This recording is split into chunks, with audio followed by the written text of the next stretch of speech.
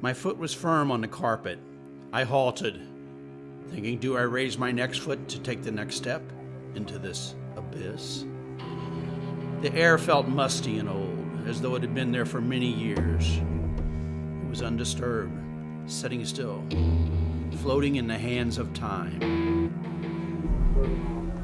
After I stepped off the precipice in my mind, I left the hallway.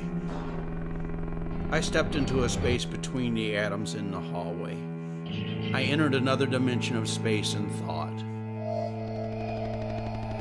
It was a dimension that, in my mind, but not of my making.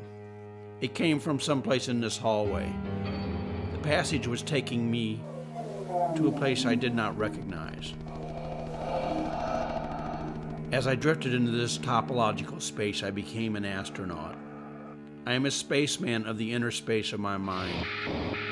Or was it the space of this hallway? I could not determine if the hallway was playing tricks with me or my mind was wandering inside itself. How can one separate reality from mind tricks? I am not sure. I returned from the neurons in another dimension. I drifted into the space of the bugs beneath my feet, and I kept going, smaller and smaller and smaller I drifted. I became an insect in the hallway, watching my shoe come down upon me. But unlike the other pests, I had wings. I spread them to fly. As my wings spread, I could feel the air floating against them. I escaped that nasty shoe bottom. Flying by the black morass, I watched my shoe pass, crushing down upon the vile mat.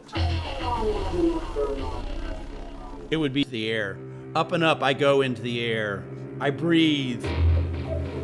In goes the air, out goes the air. I breathe harder and harder as I rise into the air. Feeling the swiftness of my wings, I rise to the cuffs. I look up to see an oversized me floating the emptiness of this hall. As I rose, I wondered, can I communicate with myself? Can this minuscule me get the attention of the massive beast that occupies most of my visual space? Can I get the attention of this monstrous me that could crush me without a thought? A step in the right direction could bring an end to me. If I die, does he die? Might the massive me lead to the destruction of the minuscule me? If the minuscule me is crushed, would the massive me also be crushed? Is my mind one mind or two minds? Can I think this minuscule me and also the monstrous me? This does not make sense to me. How can I be two places, two peoples, at once? If I am the insect flying, how am I also the man standing? Which mind is thinking these thoughts? It feels as though it is the insect me. But just a few minutes ago, it was the man me. I never imagined this insect me could exist. All of my memories are of the man me. I have no memories beyond the few seconds of this flying insect me. If that is the case, then I must be the man me thinking the thoughts of the insect. But if that is the case, then how can I be looking at the man me? If I am both the man and the insect, then could I be neither? If one becomes two, from where does the second one come? Was it nothing? Was it in my mind?